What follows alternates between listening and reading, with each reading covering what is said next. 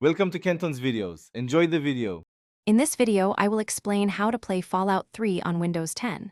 Many players encounter issues with this classic title on newer systems, but with a few simple steps, you can enjoy the Capital Wasteland without constant interruptions.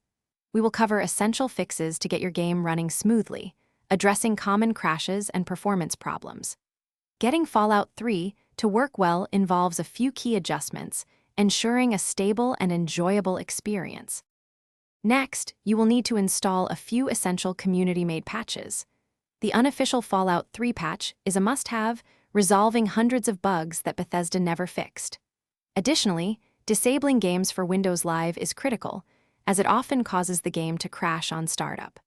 Finally, a multi-core fix helps the game utilize modern processors more effectively, preventing common freezes and improving overall stability. These steps are foundational for a stable game.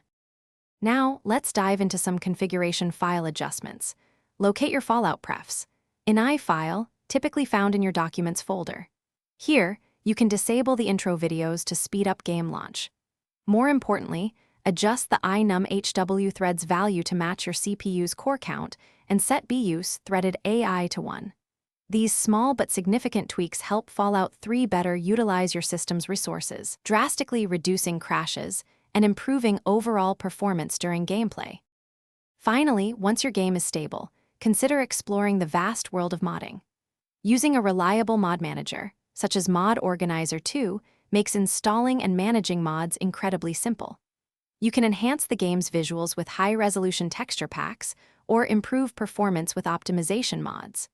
The Fallout 3 modding community offers countless ways to extend and enrich your experience, from new quests to quality-of-life improvements, making the Capital Wasteland even more engaging. Thanks for watching. Consider subscribing if we helped you.